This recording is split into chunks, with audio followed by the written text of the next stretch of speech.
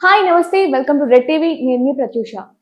Social మీడియాలో బాగా hot topic గా మారింది ఏంటంటే ఈ మధ్య కాలంలో సినిమా ప్రొడ్యూసర్స్ కి అలాగే సినిమా కార్మికుల మధ్య ఒక చిన్నపాటి యుద్ధం జరిగినట్లు తెలుస్తూనే ఉంది.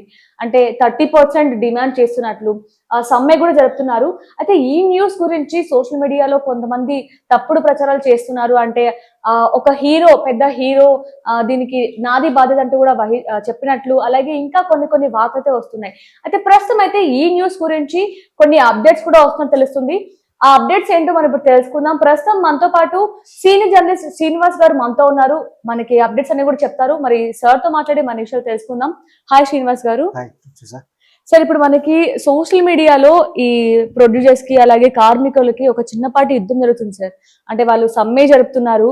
అయితే ఇక్కడ తెలంగాణలో సమ్మె జరుపుతుంటే ఇప్పుడు ఒక న్యూస్ వచ్చింది ఏంటంటే ఇక్కడున్న ప్రొడ్యూసర్స్ వెళ్ళి ఏపీలో ఉన్న ఒక అధికారిని కలిసినట్లు తెలుస్తుంది. అంటే ఈ ఈ సంఘటన గురించి మరి దాని గురించి కొంచెం క్లుప్తంగా వివరిస్తారా? ఈ సంఘటన గురించి అనే కాదు, ఏపీ మినిస్టర్ సినిమాటోగ్రఫీ మినిస్టర్ కందులు దుర్గేష్ గారిని కొంతమంది నిర్మాతలు వెళ్ళి కలవడం జరిగింది. అంటే ఎప్పటి నుంచో కూడా సినిమా ఇండస్ట్రీ సంబంధించిన ప్రముఖులు ఏపీలో కలవాలనుకుంటున్నారు. గతంలో కూడా చంద్రబాబు నాయుడు గారిని అపాయింట్మెంట్ అడగడం జరిగింది. వెళ్ళడానికి కూడా రెడీ అయ్యారు. కానీ కొన్ని కారణాల వల్ల మీటింగ్ జరగలేదన్నమాట. కేవలం ఈ న్యూస్ వల్ల కాదు, దీని గురించే కాదు, ఎప్పటి నుంచో వాళ్ళు కలవాలనుకుంటున్నారు. అయితే ఈ రోజు సినిమా నిర్మాతలు కొంతమంది వెళ్ళి కందులు దుర్గేష్ గారిని అంటే ఏపీ సినిమాటోగ్రఫీ మినిస్టర్ని వెళ్ళి కలవడం జరిగింది. కలిసి ఇప్పుడు ఏపీలో సినిమా డెవలప్మెంట్స్ అలాగే ప్రస్తుతం సినీ కార్మికులు ఒక సమస్య ఏదైతే సమ్మె జరుగుతుందో దీని గురించి అంతా కూడా ఆయనకి వివరించడం జరిగింది. అలాగే అయితే ఇంకా డిప్యూటీ సీఎం గారు అలాగే చంద్రబాబు నాయుడు గారు, సీఎం చంద్రబాబు నాయుడు గారు వీళ్ళ అపాయింట్మెంట్ కూడా వీళ్ళు అడగడం జరిగింది. వీళ్ళు కలిసి అంటే ఆయన వాళ్ళతో మాట్లాడి ఈ విషయం వాళ్ళకి చెప్పి ఒక అపాయింట్మెంట్ ఒక మీటింగ్ ఏర్పాటు చేయడానికి కందులు దుర్గేష్ గారు ఓకే చెప్పినట్టుగా మనకు సమాచారం అందుతుంది. అయితే ఏపీలో సినిమా డెవలప్మెంట్ చేయాలంటే ఇంకేం చేయాలి, వాళ్ళు ఏమేమి ఇస్తామంటున్నారు, వీళ్ళు ఏం కోరుతున్నారు, దీనికి సంబంధించి అంతా కూడా చర్చించడానికి ఒక మీటింగ్ కోసం అపాయింట్మెంట్ కోసం వీళ్ళు వెళ్ళడం జరిగింది.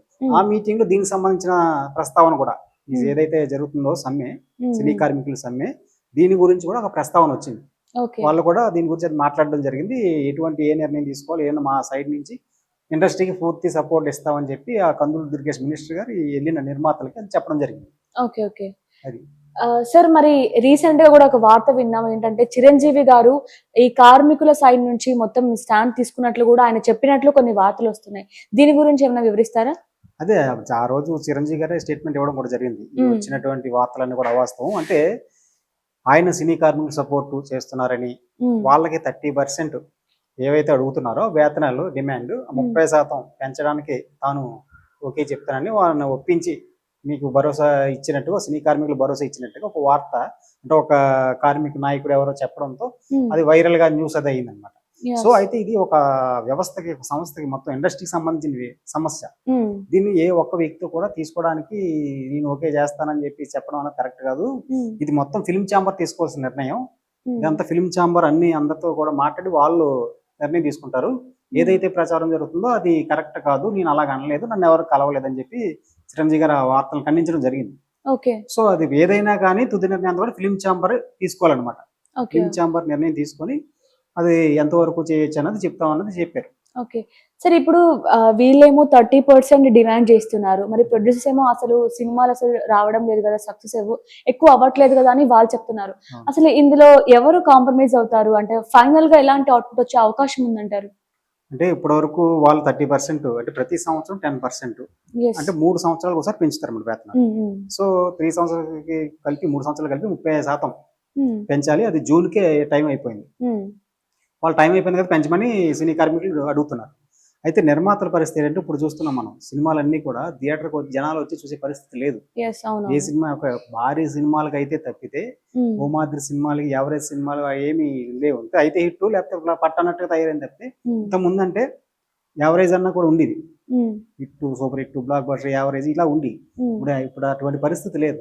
సినిమా పెద్ద సినిమాలు బాగుందంటేనే వెళ్తున్నారు తప్పితే చిన్న సినిమాలు, మీడియం రేంజ్ సినిమాలు థియేటర్ చూడట్లేదు. ఈ ఓటీటీ వచ్చిన తర్వాత ఓటీటీలో చూసేద్దాం అనే ఆలోచనలో ఉండిపోతున్నారు తప్పితే థియేటర్ రావట్లేదు. దీనివల్ల ఇప్పుడు నిర్మాతకి చాలా కష్టమైన పరిస్థితి అనమాట. చాలా కష్టాల్లో ఉంది. అందువల్ల నిర్మాతలు ఏంటంటే ఇప్పుడు అంత భరించే పరిస్థితి లేదు. అందుచేత మా పరిస్థితిని అర్థం చేసుకోండి. అంటే ఈ వేతనాలు పెంచడం వలన పెద్ద నిర్మాతలు వాళ్ళు భరిస్తారు, వాళ్ళు ఓకే. మెయిన్ ఎఫెక్ట్ అంతా చిన్న నిర్మాతల మీద పడుతుంది అనమాట. సో ఒక ₹1,00,00,000 సినిమా తీయాలనుకుంటే వాళ్ళకి బడ్జెట్ ఈ పెంచిన రేటు వల్ల ఎక్కువైపోద్దని చెప్పి చిన్న నిర్మాతల పక్షాన కూడా పెద్ద నిర్మాతలు ఎక్కువ మాట్లాడుతున్నారు. అందువల్ల వాళ్ళు అడిగిన 30% కాకుండా 15% పెంచుతామని చెప్పి వాళ్ళు నిర్మాతలు చెప్పడం జరుగుతుంది. కానీ దానికి వీళ్ళు ఒప్పుకోవడం లేదనమాట. ఎట్టి పరిస్థితుల్లోనూ 30% పెంచాల్సిందే అని పట్టుదలతో ఉన్నారు. ఇప్పుడు అటు తగ్గట్లేదు, ఇటు తగ్గట్లేదు, తగ్గేదే లేదు అన్నట్టు ఉంది పరిస్థితి. ఇప్పుడు ఎవరు తగ్గుతారు ఏంటి, ఎవరు మరి ఫిల్మ్ ఛాంబర్ నేను తీసుకుంటుందా, లేకపోతే మళ్ళీ చిరంజీవి గారు ఆయన ఏం చెప్తే ఏం చేస్తా ఉన్నట్టు కార్మికులు కూడా అంటున్నారు. సో మళ్ళీ ఆయన దగ్గరికి వెళ్తుందా, మొత్తానికైతే ఒక సస్పెన్స్ అయితే నడుస్తుంది. సార్ అయితే ఇప్పుడు ఈ ప్రాబ్లం వల్ల కొత్తగా ఒక్కొక్కసారి నిర్మాతలు వస్తూ ఉంటారు. ఇప్పుడు ఇంకా కొత్త నిర్మాతలకి ఛాన్సెస్ కూడా బాగా వస్తున్నాయి. ఈ ప్రాబ్లం వల్ల వాళ్ళు ఆగిపోయే అవకాశం ఏమైనా ఉందంటారా? ఉంటుంది. అంటే ఇప్పుడు ఇండస్ట్రీలో చాలా మందికి రావాలని ఉంటుంది, బట్ అంటే పూర్తి అవగాహనతో రావాలి.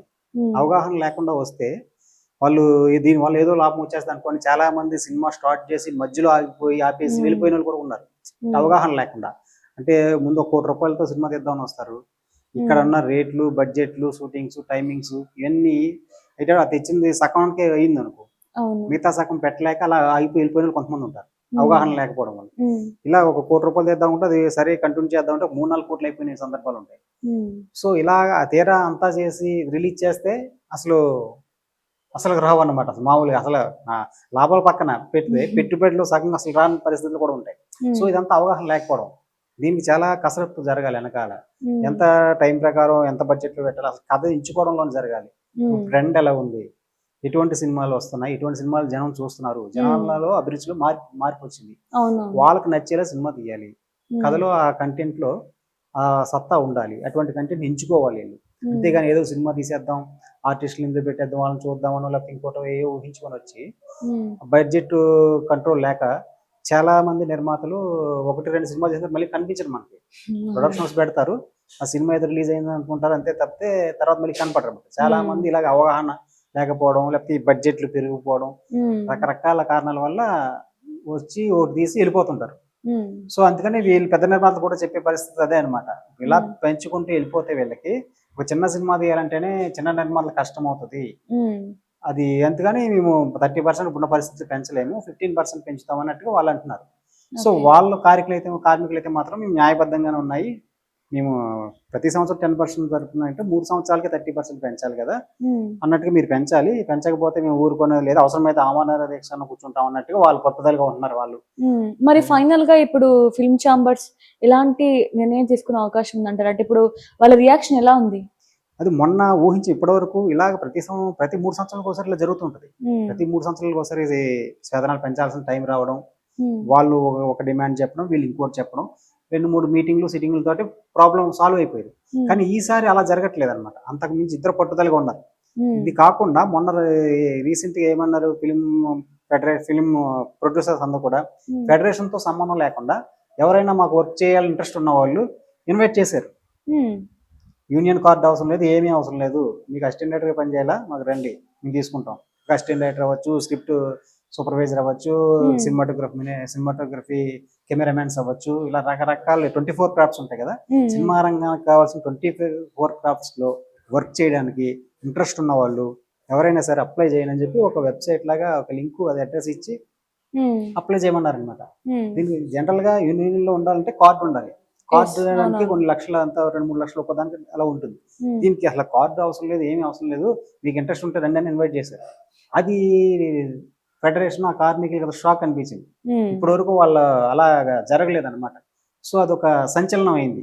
దాంతో వాళ్ళు మళ్ళీ ఇంకా పట్టుదలగా ఉన్నారు.